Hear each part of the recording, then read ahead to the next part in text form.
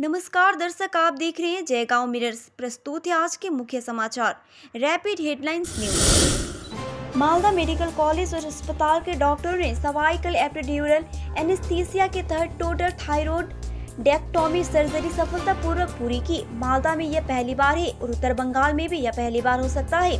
गले की सर्जरी के दौरान मरीज पूरी तरह से सचेत रहता है और थायराइड सर्जरी के दौरान प्रतिक्रियाशील रहती है। डॉक्टरों का कहना है कि थायराइड सर्जरी के साथ गंडमाला से पीड़ित हृदय रोगियों के लिए सर्वाइकल एपिड्यूरल एनेस्थीसिया सबसे अच्छा विकल्प है। आमतौर पर रोगी को बेहोश किए बिना संपूर्ण थायराइड सर्जरी की जाती है। उल्लेखनीय है कि कल्पना मंडल, जिनकी उम्र 48 वर्ष से लंबे समय की थायराइड की समस्या से पीड़ित थी, कई जगह इलाज के बावजूद कोई फायदा नहीं हुआ। आखिरकार कुछ महीने पहले वो मालदा मेडिकल के ENT विभाग में आई। इस दिन 6 डॉक्टरों की टीम ने उनकी सफलतापूर्वक सर्जरी की। मरीज के पति पुण्य मंडल ने मालदा मेडिकल कॉलेज के डॉक्टरों को धन्यवाद दिया। उनका घर गाजोल थाना ग्वालपाड़ा कृष्णपुर में है। उस टीम में डॉक्टर उत्पल जाना MD ने कहा कि थायराइड सर्जरी आमतौर पर सामान्य एनेस्थीसिया के तहत आसानी से की जा सकती है, लेकिन सर्वाइकल एपिड्यूरल एनेस्थीसिया हमारे लिए और जाहिर तौर पर मरीज के लिए सर्जरी को आसान बना देता है। यह हमारे करियर में पहला और संभवतः उत्तर बंगाल में पहला है।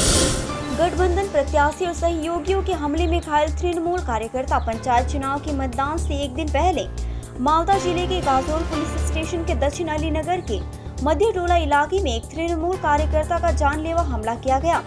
तृणमूल कांग्रेस कार्यकर्ता अली फजरुल हक उम्र 47 वर्ष पर हमला का आरोप गठबंधन प्रत्याशी व सहयोगियों पर लगा है। फिलहाल मालदा मेडिकल कॉलेज अस्पताल में उनका इलाज चल रहा है। कथित तौर पर गठबंधन उम्मीदवार मनवारा बीबी, उनके पति दलू शेख और उनके साथियों द्वारा तृणमूल कार्यकर्ता की धारदार हथियार से हत्या की कोशिश की गई। स्थानीय पुलिस सूत्रों के अनुसार प्रभावित तृणमूल कार्यकर्ता तृणमूल उम्मीदवार शंकर चौधरी के लिए चुनाव प्रचार कर रहा था। आरोप है कि कल रात चुनाव प्रचार कर घर लौटते समय गठबंधन प्रत्याशी और उनके पति तथा पार्टी के समर्थकों ने सड़क पर तृणमूल कार्यकर्ता की पिटाई कर दी। उसके सिर और पैर पर धारदार हथियार से वार किया। प्रभावित तृणमूल कार्यकर्ता की चीख पुकार पर परिवार के सदस्य वहां पहुंचे। घायल हालात में उन्हें इलाज के लिए ग्रामीण अस्पताल ले जाया गया। वहां से हालात बिगड़ने पर उन्हें मालदा मेडिकल कॉलेज अस्पताल में भर्ती कराया गया। फिलहाल घायल तृणमूल कार्यकर्ता का मालदा मेडिकल कॉलेज में अस्पताल में इलाज चल रहा है। DCRC सेंटर से बूथों के लिए चल पड़े मतदान कर्मी। जलपाईगुड़ी के पॉलिटेक्निक कॉलेज में DCRC का आयोजन किया गया है। शुक्रवार सुबह से ही पंचायत चुनाव कर्मी सदर ब्लॉक के विभिन्न बूथों पर पहुंचने लगे हैं। 11 जुलाई को इस पॉलिटेक्निक कॉलेज में दोबारा काउंटिंग शुरू होगी। रात से ही सदर प्रखंड के वीडियो और पंचायत निर्वाचन पद अधिकारी की मौजूदगी में DCRC में पूरी मतदान प्रक्रिया की निगरानी कर रहे हैं। साथ ही चप्पे चप्पे पर पुलिस की निगरानी भी चल रही है। DCRC पहुंचने पर DSP समीर पाल ने कहा कि बूथ दर बूथ केंद्रीय बल पहुंचेंगे। DCRC से मतदान कर्मी पुलिस के साथ मतदान केंद्र पर पहुंचेंगे। अभी तक मतदान प्रक्रिया शांतिपूर्वक चल रही है। मतदान से एक दिन पहले कुछ बिहार में भारी बमबारी करने का आरोप तृणमूल कांग्रेस आश्रित बदमाशों पर लगा है। पुलिस ने सुबह इलाके से एक बैग जिंदा बम बरामद किया। जानकारी मिली कि तृणमूल ने कुछ बिहार 1 ब्लॉक के पाटछड़ा ग्राम पंचायत क्षेत्र के डांगरहाट इलाके में एक बड़े पैमाने पर बम विस्फोट किया है। भाजपा का आरोप है कि बीती रात तृणमूल के बदमाशों ने भाजपा उम्मीदवार मानिक रॉय के घर पर बमबाजी की। आरोप है कि जब इलाके के लोग बाहर आए तो तृणमूल के बदमाश भाग गए। आज सुबह उस इलाके से करीब एक बैग बम बरामद किया गया।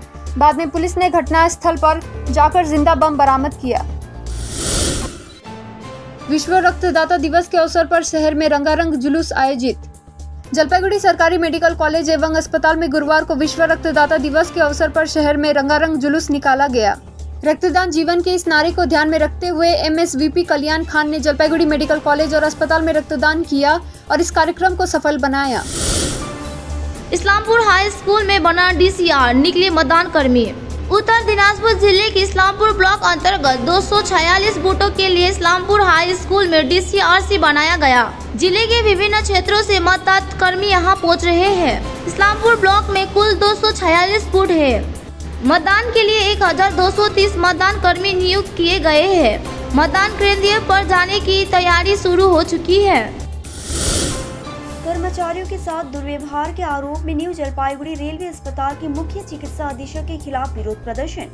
कर्मचारियों के साथ दुर्व्यवहार करने के आरोप में न्यू जलपाईगुड़ी रेलवे अस्पताल के मुख्य चिकित्सा अधीक्षक के खिलाफ एनएफ रेलवे कर्मचारी संघ द्वारा विरोध प्रदर्शन किया गया। एनजेपी क्षेत्र स्थित एडीआरएम कार्यालय पर यूनियन सदस्य ने गुरुवार की दोपहर काफी देर तक धरना दिया। उनकी मांग है कि जल्द से जल्द मौजूदा सीएमएस को यहां से हटाया जाए। उनके अनुसार तपन कुमार माझी नामक सीएमएस 1 साल पहले न्यू जलपाईगुड़ी रेलवे अस्पताल में शामिल हुए थे। तब से उनसे कथित तौर पर अस्पताल के सभी पुरुष और महिला कर्मचारियों के साथ दुर्व्यवहार किया है, यहां तक कि अमर्यादित भाषा में गालियां भी दी है। उन पर महिलाओं के साथ दुर्व्यवहार करने का भी आरोप है। अनंत उसके व्यवहार के तंग आकर यूनियन के सदस्य विरोध में शामिल हो गए। तृणमूल कांग्रेस पर लगा फर्जी मतपत्र बनाने का आरोप, भाजपा ने की जांच की मांग। जलपाईगुड़ी जिला भाजपा ने जिला अधिकारी को ज्ञापन सौंपकर पंचायत चुनाव में फर्जी मतपत्र मामले की शीघ्र जांच कराने का अनुरोध किया है। इस संदर्भ में जिला भाजपा के नेता सौजीत सिंह ने कहा कि हमें विभिन्न स्रोतों से ऐसी खबर मिली है कि जो लोकतंत्र की हत्या करने के लिए काफी है। पिछले कुछ दिनों से जिले के विभिन्न प्रिंटिंग हाउसों में जहां पंचायत चुनाव के लिए मतपत्रों की छपाई की गई है, वहां सत्ताधारी दल के नेताओं का बार बार दौरा रिपोर्ट की प्रामाणिकता को पुष्टि करता है। भारतीय जनता पार्टी इस मामले की जल्द से जल्द जांच की मांग कर रही है।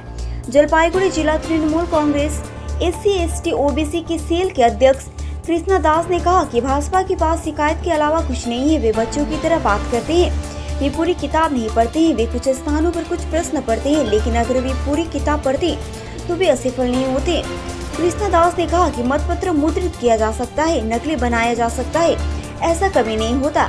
बैलेट पेपर पर सीरियल नंबर होते हैं। भाजपा के पैरों के नीचे जमीन खिसक गई है, इसीलिए झूठा आरोप लगा रहे हैं। पार्टी छोड़ने वाले को किसी भी सूरत में पार्टी में वापस नहीं लाया जाएगा। अगर कोई पार्टी विरोधी काम करेगा तो उन्हें पार्टी से बाहर कर दिया जाएगा। यह बात सिलीगुड़ी के मेयर गौतम देव ने डाबग्राम 2 नंबर ग्राम पंचायत कर कानकाटा मोड़ स्थित तृणमूल कांग्रेस पार्टी कार्यालय में एक संवाददाता सम्मेलन में कही। गुरुवार दोपहर मेयर ने प्रेस कॉन्फ्रेंस की। वहीं उन्होंने कहा कि जिन लोगों ने पार्टी विरोधी काम किया है उन्हें पहले ही पार्टी से निकाल दिया जा चुका है। अनुरोध करने पर भी उन्हें बहाल नहीं किया जाएगा। यह बात मेयर अभिषेक बनर्जी को पहले ही बता चुके हैं। उन्होंने यह भी कहा कि तृणमूल कांग्रेस के शासनकाल में डाबग्राम फुलबाड़ी इलाके में काफी विकास कार्य किए गए हैं, लेकिन यहाँ के विधायक ने कोई काम नहीं किया। अगर जनता ने हमें मौका दिया तो हम इस क्षेत्र के विकास कार्य को आगे ले जाएंगे। मेयर ने कहा कि चुनाव के बाद वो मुख्यमंत्री से चर्चा कर डाबग्राम फुलबाड़ी इलाके को सिलीगुड़ी नगर निगम के अधीन लाने का अनुरोध करेंगे। एनएफ रेलवे मजदूर यूनियन की सिलीगुड़ी शाखा की ओर से 3 दिवसीय संगोष्ठी का शुभारंभ। एनएफ रेलवे मजदूर यूनियन की सिलीगुड़ी शाखा की ओर से वाणी मंदिर रेलवे हाई स्कूल मैदान की इंडोर स्टेडियम में रेलवे कर्मचारियों के लिए 3 दिवसीय चर्चा में रेलवे फेडरेशन के अखिल भारतीय महासचिव शिव गोपाल मिश्रा ने भाग लिया। गुरुवार को उद्घाटन समारोह में कटिहार मंडल के DRM S चौधरी सहित कई यूनियनों के पदाधिकारी और अन्य अतिथि शामिल हुए। इसके बाद प्रेस कॉन्फ्रेंस में शिव गोपाल मिश्रा ने कहा कि पेंशन एक वृद्ध व्यक्ति के कामकाजी जीवन समाप्त करने के बाद की आई है। वर्तमान रेल विभाग उस पेंशन योजना को बदल रही है। यदि ऐसा होता है तो कई पेंशन प्राप्तकर्ताओं को इस कारण से परेशानी होगी। उनके आंदोलन के परिणाम स्वरूप सरकार झुकने लगी है। फांसीदेवा ब्लॉक के कई विकासात्मक मुद्दों पर ब्लॉक लेवल ओरिएंटेशन प्रोग्राम आयोजित। फांसीदेवा प्रखंड के कई विकासात्मक मुद्दों पर गुरुवार को फांसीदेवा पंचायत समिति कार्यालय में ब्लॉक लेवल ओरिएंटेशन प्रोग्राम का आयोजन किया गया। फांसीदेवा प्रखंड के कई विकासात्मक मुद्दों पर गुरुवार को फांसीदेवा पंचायत समिति कार्यालय में ब्लॉक लेवल ओरिएंटेशन प्रोग्राम का आयोजन किया गया। सिलीगुड़ी महकमा परिषद के अध्यक्ष अरुण घोष समेत अन्य अधिकारी कार्यक्रम में उपस्थित थे। मालूम हो कि फांसीदेवा ब्लॉक में ठोस एवं तरल कचरा प्रबंधन समेत कई विकास कार्यों पर चर्चा की गई।